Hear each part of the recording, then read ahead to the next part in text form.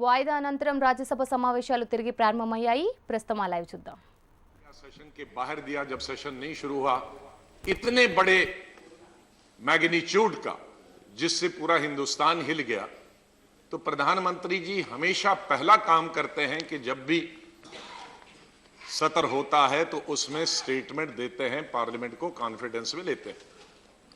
ये पहली दफा हुआ कि माननीय प्रधानमंत्री जी खुद नहीं आए, जो कि अपने आप से आना चाहिए था, और विपक्ष की मांग ये चल रही है हफ्ते दिन से, पूरे हफ्ते से मांग चल रही कि माननीय प्रधानमंत्री जी बैठे सुने।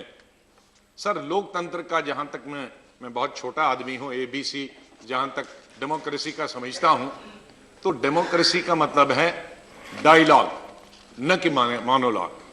माननीय प्रधानमंत्री जी की भावनाएं हमने जापान से भी सुनी, गोवा से सुनी, यूपी से सुनी, आगरा से सुनी, इनकी पार्लियामेंट्री पार्टी मीटिंग से सुनी, लेकिन हम ये तो हमारे भी प्राइम मिनिस्टर, ये बीजेपी के प्राइम मिनिस्टर नहीं है, हम सबके प्राइम मिनिस्टर हैं, देश के प्राइम मिनिस्टर, कश्मीर से लेकर कन्याकुमारी तक के प्राइम मिनिस्टर।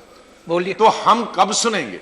मेरी मांग यह है सिंपल, जो भी हिंदुस्तान, हम डिमोनेटाइजेशन के खिलाफ नहीं है, ये क्लियर जाना चाहिए। हम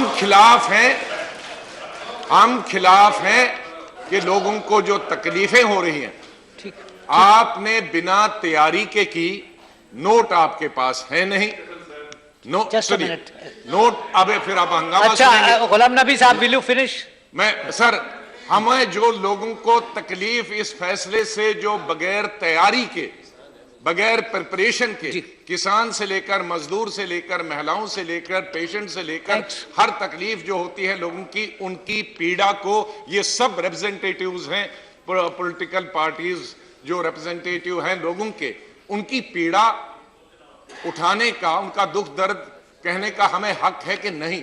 हम यहां चाहते हैं माननीय प्राइम मिनिस्टर से दो चीजें कि अगर माननीय प्रधानमंत्री जी सिर्फ क्वेश्चन आवर के लिए आए हैं और प्रधानमंत्री जी जाएंगे, मुझे अफसोस है कि अपोजिशन ने फैसला किया है, तब क्वेश्चन आवर नहीं चलेगा और उसकी कार्रवाई नहीं चलेगी। और यदि अगर माननीय प्रधानमंत्री जी यहां सदन के अलग अलग लीडरों को सुनेंगे, डिबेट में हिस्सा लेंगे, यहां हमें संबोधित करेंगे, तो मेरी मांग होगी कि अभी 12 बजे से ही डिस्कशन शुरू हो जाना चाहिए।